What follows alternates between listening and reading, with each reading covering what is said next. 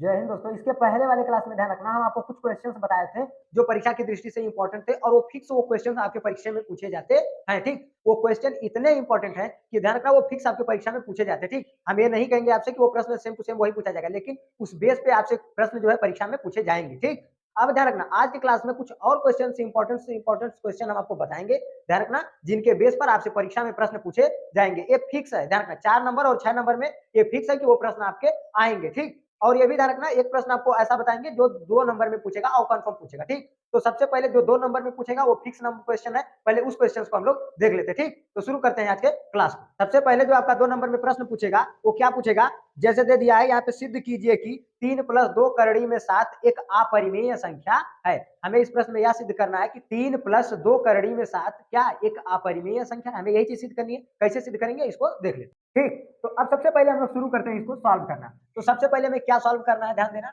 सिद्ध करना है। क्या सिद्ध करना है, 3 + 2 करड़ी में 7 एक अपरिमेय संख्या है। हमें यह सिद्ध करना है कि क्या ये चीज एक अपरिमेय संख्या है। तो हम पहले मान लेते हैं कि अगर अपरिमेय नहीं तो हम पहले इसको क्या मान लेते हैं, परिमेय संख्या है। तो मान सकते हैं हम लोग, मान लेते हैं, माना 3 + 2 करड़ी में 7 एक परिमेय संख्या है। क्या है, परिमेय संख्या है। अच्छा, एक बात ध्यान रखना, अगर ये परिमेय है तो इसे हम P/Q के रूप में फिक्स लिख सकते हैं। यानी कि हम इसको क्या कर सकते हैं, P/Q के रूप में लिख सकते हैं, जहां Q बराबर 0 के नहीं होगा। अगर ये परिमेय है तो ये इसे ध्यान रखना P/Q के रूप में लिख सकते हैं। यानी कि P/Q बराबर क्या होगा, 3 + 2 करड़ी में 7 के। ध्यान देना, हम इस चीज को आराम से लिख सकते हैं, इसमें कोई दिक्कत नहीं, कोई झिझक भी नहीं होगी। ठीक, स्पष्ट तरीके से लिख सकते हैं। तो सबसे पहले हम क्या लिख दिए, P/Q बराबर क्या हो गया, ये चीज लिख दिए। अब आगे सॉल्व करोगे, ध्यान देना, Q इधर भागा इधर जाके क्या हो जाएगा, गुणा हो जाएगा। तो हम लिख देंगे क्या, P बराबर क्या आ जाएगा, 3 + 2 करड़ी में 7 और यहाँ पे गुणे क्या हो जाएगा, Q हो जाएगा। ठीक, फिर देखो P बराबर Q का गुणा करोगे तो जब 3 के साथ होगा तो क्या आ जाएगा, 3Q, अब प्लस जब इसके साथ करोगे तो 2 करड़ी में 3Q हो गया। एक काम करते हैं, दोनों पक्षों का वर्ग कर देते हैं। तो लिखेंगे क्या, दोनों पक्षों का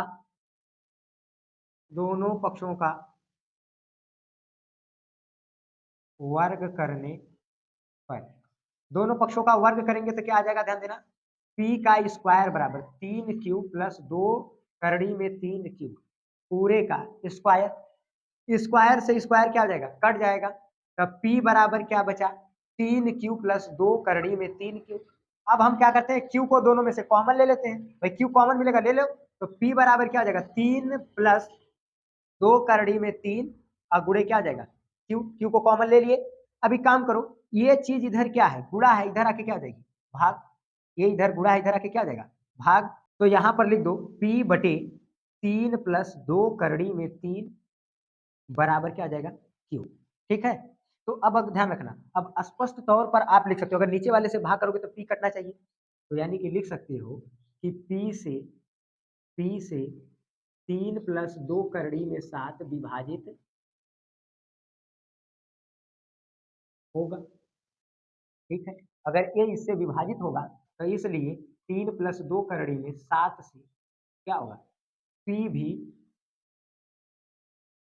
विभाजित होगा। परंतु ध्यान रखना ये संभव ही नहीं है, P से आप इसको कैसे काट सकते हो, ये एक 4 है, ये अचर है, काट ही नहीं सकते हो। तो इसलिए सिंपल सा क्या लिख देना, यह हमारी परिकल्पनाओं का विरोध करता है, इसलिए 3 + 2 करड़ी में 7 एक अपरिमेय संख्या। कहानी खत्म। समझ में आ गया कि नहीं, ये सवाल याद कर लेना, ये फिक्स है कि सवाल आएगा। आपको ये सिद्ध करने के लिए जरूर देगा, जो है 2 नंबर में, चाहे 2 नंबर में दे दे चाहे 4 नंबर में दे दे। ठीक है, ये फिक्स है, सिद्ध करने के लिए आपको दे देगा कि सिद्ध कीजिए कि क्या यह करनी में जो भी दे देगा करके, और कह देगा कि क्या यह एक अपरिमेय संख्या है। तो ये सिद्ध करना आप सीख लीजिए, क्योंकि ये बहुत ही इंपॉर्टेंट है। स्क्रीनशॉट ले लीजिए, इसके बाद हम लोग अगला क्वेश्चन देख लेते हैं। अगला प्रश्न ध्यान रखना है, एपी से है, समांतर श्रेणी से। जैसे कह दिया कि वह एपी ज्ञात कीजिए जिसका तीसरा पद 16 है और सातवां पद पांचवें पद से 12 अधिक है। जिसका तीसरा पद 16 है और सातवां पद पांचवें पद से क्या है, 12 अधिक है। हमें वह एपी ज्ञात करनी है। ठीक, अब कैसे ज्ञात करेंगे, पहले इसको सॉल्व कर लेते हैं। तो अब देखो, सबसे पहले हम लोग बात करते हैं, हमें जो दिया है पहले उसको लिख लो। क्या किया है, दिया है, क्या दिया है भाई प्रश्न में, तो लिखते हैं क्या दिया है। कह रहा है कि एपी का तीसरा पद, एपी का तीसरा पद बराबर कितना दे रखा है, 16 दे दिया है। और क्या कहा है, सातवां पद किसके बराबर है, पांचवें पद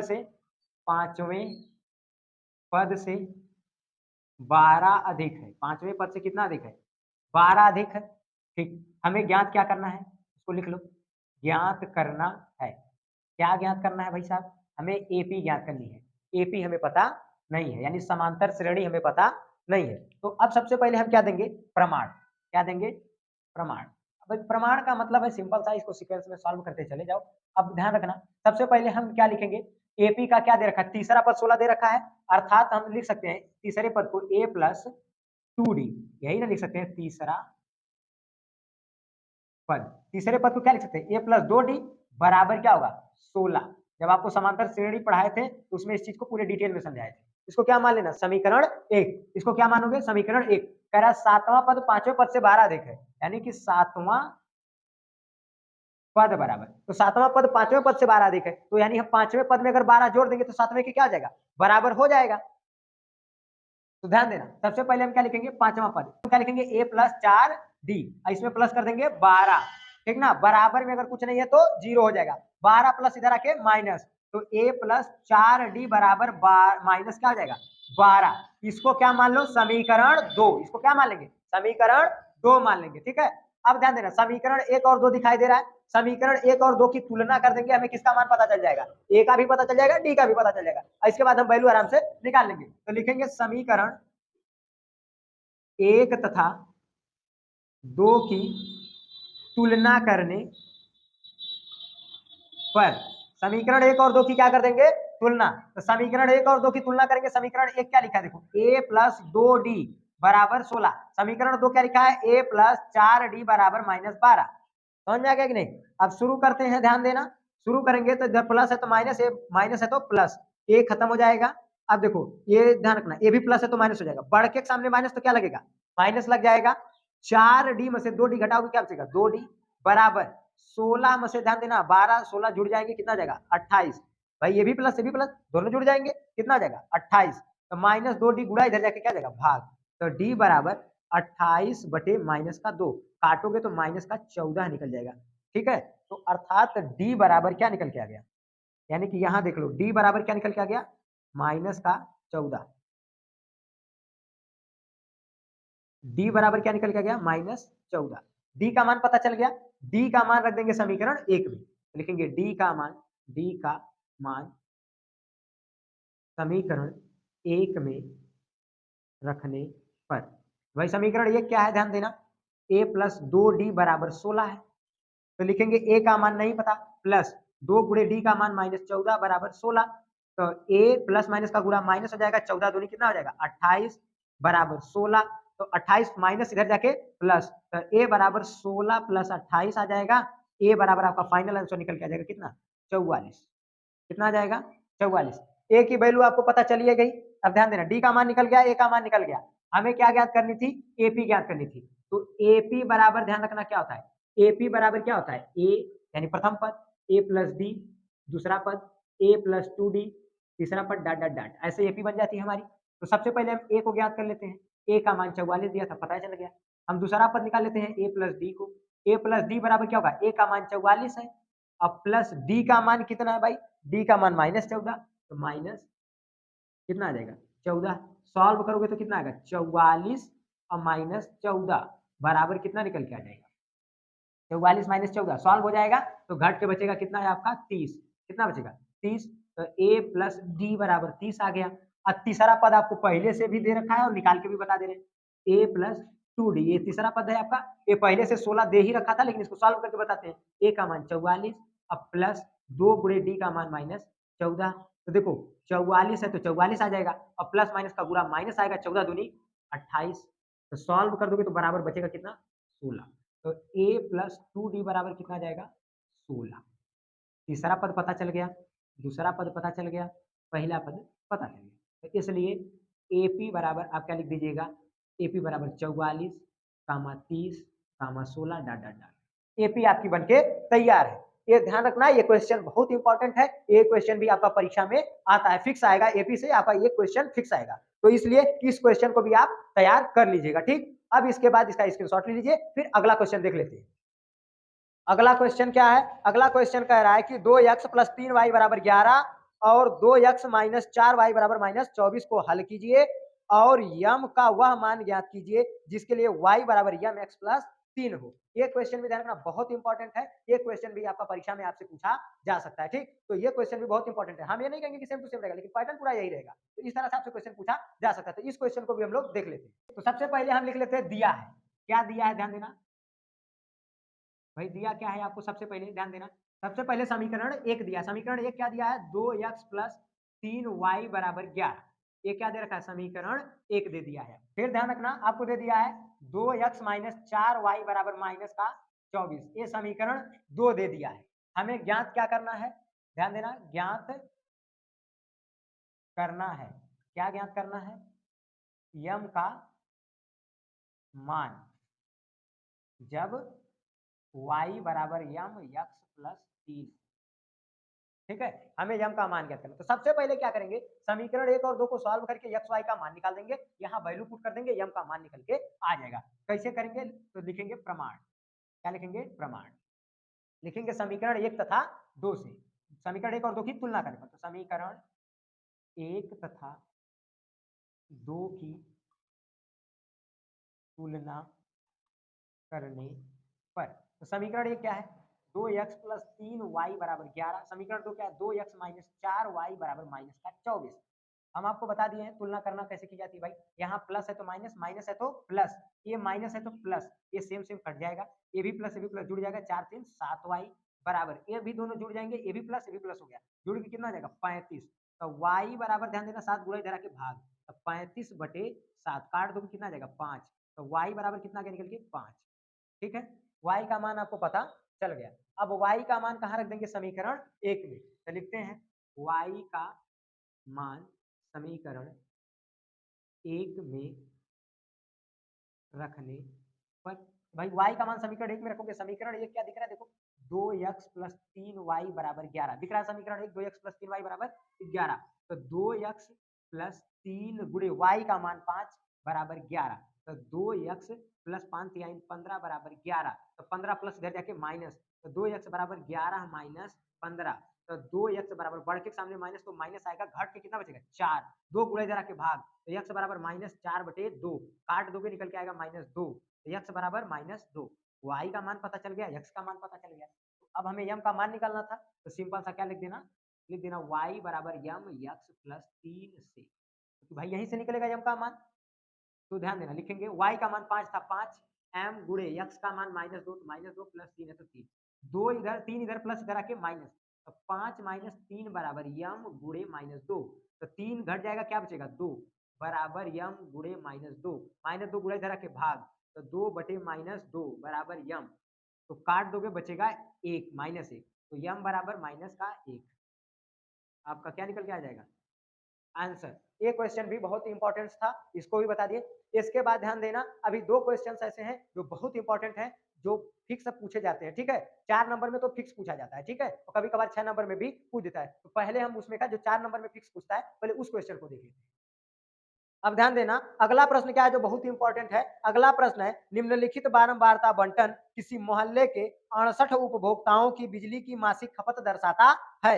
इन आंकड़ों के माध्यक, माध्य और बहुलक ज्ञात कीजिए। ये आंकड़ा दर्शा दिया है, इन आंकड़ों का ध्यान रखना, माध्य, माध्यक और क्या ज्ञात करना? बहुलक ज्ञात करना है। तो सबसे पहले ध्यान देना, एक एक चीज को डिटेल में निकाल लीजिए, क्योंकि ध्यान रखना ये प्रश्न बहुत इंपॉर्टेंट है और बहुत जरूरी पूछे जाते हैं। ठीक है, जेन्युइन है ये प्रश्न। क्या होता है आपसे पूछा जाएगा, चाहे आपको माध्य ज्ञात करने के लिए कहेगा, चाहे माध्यक कह देगा, चाहे बहुलक कह देगा, ठीक है। इन तीनों चीजों में से कुछ ना कुछ आपसे क्या करेगा, पूछ सकता है। तो जो भी चीज पूछेगा आप तैयार किए रहेंगे तभी बता पाएंगे। समझ में आ रहा है कि नहीं? तो हम एक एक करके इन चीजों को क्या कर लेते हैं, देख लेते हैं। सबसे पहले एक काम कीजिएगा, एक कॉलम बनाइएगा ऐसे करके,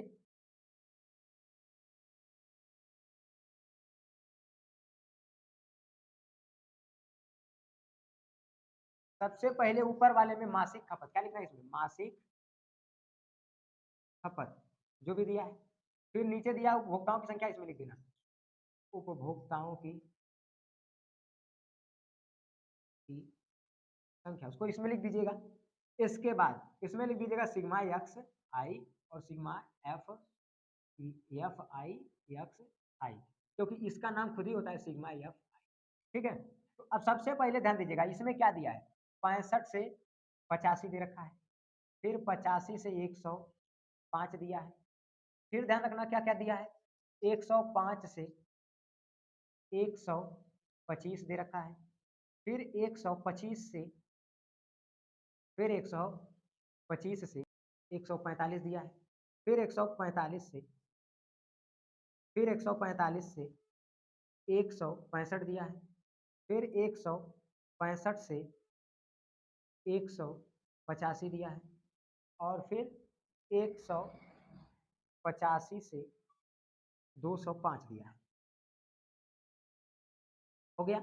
यहाँ पे कितना दिया है, 4 3 13 20 14 8 4, जेनविन है भाई, ऊपर वाला जैसे था कि इसके सामने देखो ये दिया था, लिख दिया, ऐसे लिखते चले जाना है, सब बन जाएगा।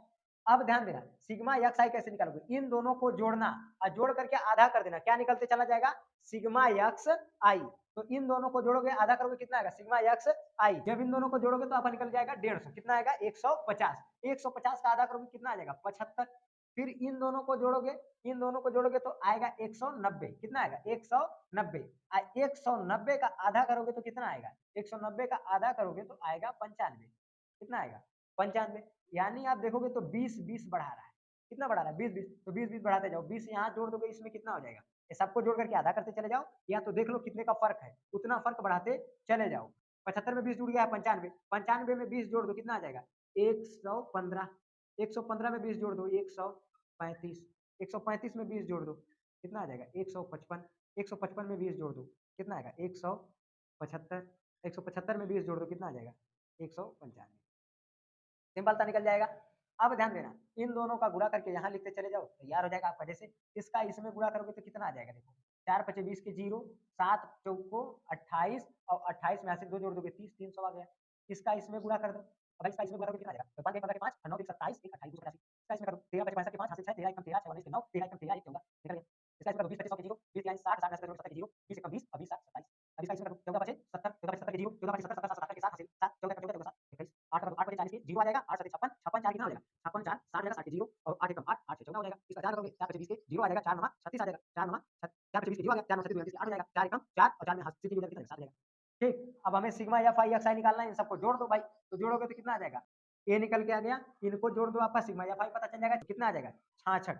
ये आपका क्या पता चल गया है, सिग्मा एफ आई, और ये क्या पता चला, सिग्मा एफ आई एक्स आई पता चल गया। अब सिंपल सा ध्यान देना, सबसे पहले हमें क्या निकाल लेना है, बहुलक निकालने सीखना है। तो बहुलक कैसे निकालोगे, इसमें सबसे बड़े को पकड़ लो, सबसे बड़ा ये है, इसको क्या मानते हैं, F1 मानते हैं, इसके ऊपर वाले को क्या मानेंगे, F0 मानेंगे, इसके जस्ट नीचे वाले को पकड़ोगे F2 मान लिया जाएगा, इसके जस्ट सीधे इधर आओगे, इसका नाम L रखा जाएगा, इनके बीच का जो डिफरेंस है उसको क्या मान लोगे, H बराबर इनके बीच का डिफरेंस कितना है, 20 है, H कितना आ जाएगा आपका निकल के 20 आ जाएगा। सिंपल सा निकाल लोगे। जैसे अगर आपको माध्य निकालना है तो माध्य का फार्मूला है आपका क्या है, ध्यान से देखना, माध्य का आपका फार्मूला क्या है, तो सिग्मा एफ आई एक्स आई बटे कितना होता है, सिग्मा एफ आई।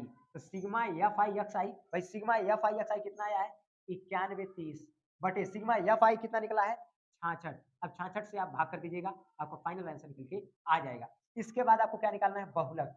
देखो भाई बहुलक का फार्मूला क्या होता है, बहुलक का फार्मूला होता है एल प्लस ब्रैकेट में, ध्यान देना, F1 माइनस F0 बटे 2F1 minus F0 minus F2। अब यहाँ पे ध्यान रखना गुणे H होता है, ठीक ना। तो L का वैल्यू कितना भाई, L का मान कितना, 125 बताए थे एकदम, जस्ट इसके पीछे वाले को पकड़ना है, L कहलाएगा। L कितना दिख रहा है, 125। तो यहाँ पे क्या लिख देंगे आप, 125 प्लस ब्रैकेट में F1 का मान भाई 20 दिख रहा है, देखो तो सिंपल सा क्या लिखेंगे 20 माइनस F0 का मान 13 दिख रहा है, 13 बटे 2 F1, तो 2 गुणे F1 का मान 20 है भाई, 20 लिख दो, माइनस F0 का मान, F0 का मान 13 है, 13 लिख दो, माइनस F2 का मान 14 है, क्या लिख दो 14, इसके बाद गुणे H का मान 20 दिया है तो क्या लिख देंगे 20।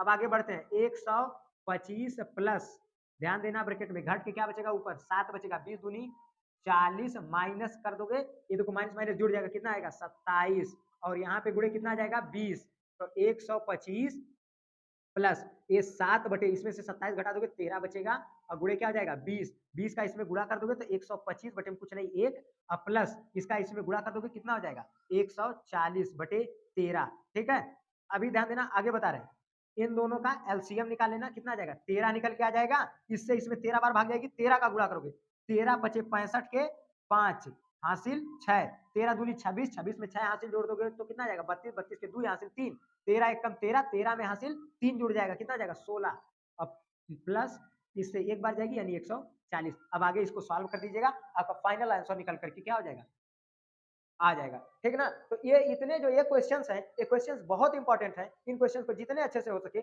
उतने अच्छे से आप तैयार कर लीजिएगा। ठीक, बाकी ध्यान रखना, इस तरह से आप तैयारी कर लेंगे इन क्वेश्चंस की तो आपसे एग्जाम नहीं छूटेगा। ये क्वेश्चन बहुत इंपॉर्टेंट है, ये क्वेश्चन एग्जाम में हर हाल में पूछे जाते हैं। मिलेंगे नेक्स्ट वीडियो में, तब तक के लिए जय हिंद।